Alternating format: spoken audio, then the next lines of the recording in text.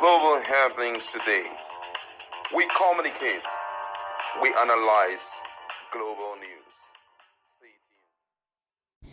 Hello beautiful people, welcome back to our channel. It's getting clearer that other Nigerians are beginning to wade into the issue of Nnamdi Kanu and other issues surrounding Southeasterners. Let's quickly dive into the news, as even the special counsel to Nnamdi Kanu is calling on all Igbo think tanks, Igbo leaders to do this needful now. In fact, that's a matter of urgency.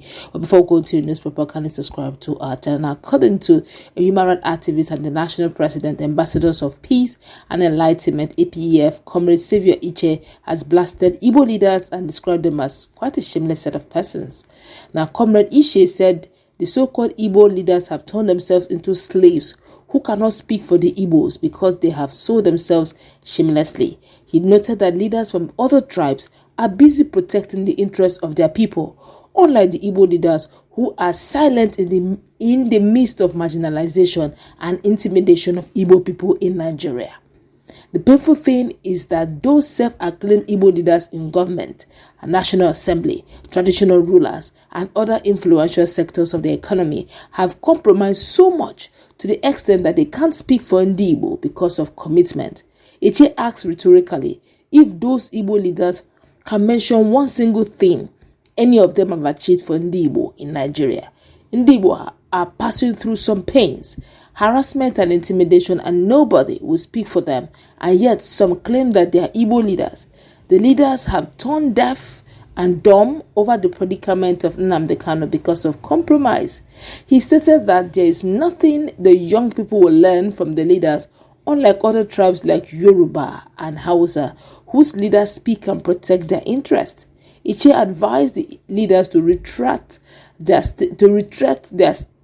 their steps and have a change of attitude because they no longer command respect, while other tribes are mocking them because of their conduct in the state. He also noted that most Igbo leaders are afraid to call for the release of Nnamdi Kanu because they have compromised and become compromised and cannot speak to the authorities because of selfish interest. He stated that it is rather unfortunate that it is people from another tribe and other tribes that are mobilizing and calling for the release of Nnamdi Kanu, while the so-called Igbo leaders keep silent because of commitment. Comrade Iche noted that some so-called Igbo leaders are happy and celebrating that Nnamdi Kanu was sentenced to life imprisonment. He wondered why an Igbo man would be happy, if not that they are jealous, intimidated, threatened, and wants Nnamdi Kanu to rot in prison because they are afraid of his popularity as a true Igbo leader. Some of those parading themselves as Igbo leaders are a disgrace to the people, ex-convicts and betrayers who have sold their conscience to work against the interest of Igbo and yet claim to be Igbo leaders. The day of reckoning will come and Igbo will know their true leaders, Iche stated. In a related development, Aloy Ejimako, consultant to Nnamdi Kanu, leader of the indigenous people of Biafra, IPOB, has urged Igbo leaders to emulate former President Chief Olusegun Obasanjo and visit the Biafran agitator in Sokoto Custodial Center. Ejimako recalled how Obasanjo and Wole Soyinka visited Yoruba freedom fighter Sunday Igboho in Benin Republic. He noted that Obasanjo and Soyinka were not afraid of the late former President Muhammadu Buhari. He wrote, and I quote, "Dear Igbo leaders, rise up, be of good courage, and visit Nnamdi Kanu in Sokoto. Emulate Obasanjo, Soyinka, and other Yoruba leaders who visited Igboho in Benin Republic. They never feared Buhari because it was a just cause. To hashtag free Nnamdi Kanu is also a just cause and it's urgent. Yes."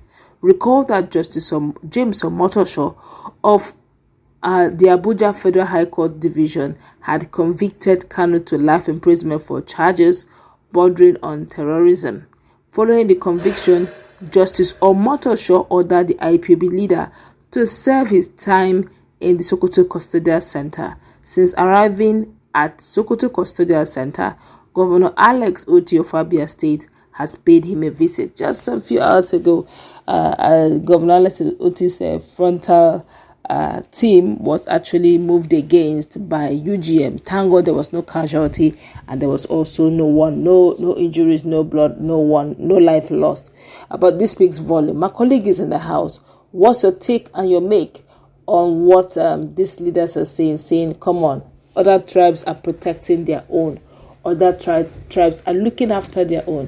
Why is Igbo not taking a cue and also protect their own? Well, I think that what is going on in the country right now demands everyone to be on the guard for their own region, kind of, because unfortunately we are seeing a kind of biased judgment when it comes to handling issues in the country. For example, the issue of banditry that is ongoing, and apart from just banditry, kidnapping that is ongoing, we've seen cases whereby some persons or some group of persons like the Fulanis, they have been treated with kid gloves.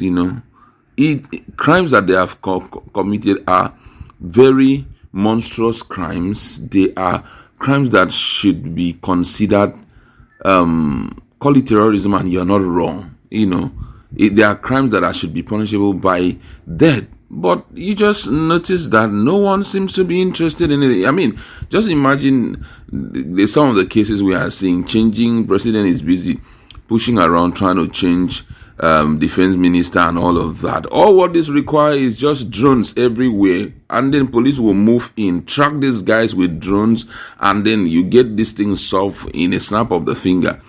But we notice that everyone seems to pretend as if they don't really know what they are doing. So right now, I mean, the case of Nnamdi Kanu seems to be the least, looking at the kind of trouble. We didn't see issues like this where people are dragged into coverings and money extorted, some of them dying in the process and all of that. So I feel at this point that the government should wake up to its responsibility.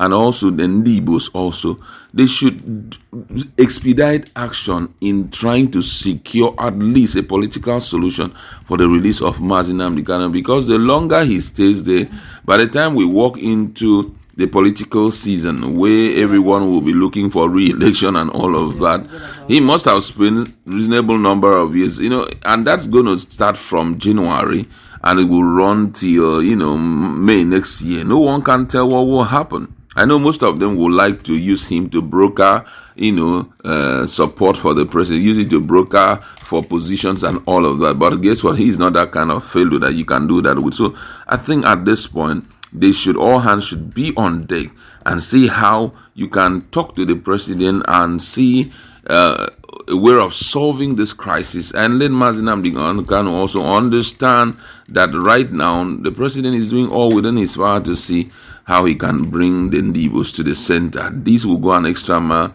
in calming the nerves of, the crisis that is ongoing. All right, let's hope for the best, and let's also hope that these guys will hear the clarion call of most Nigerians who are saying, come on, protect your very own. Let's meet in our comment section. Do you agree with this call, or do you think it's just meh?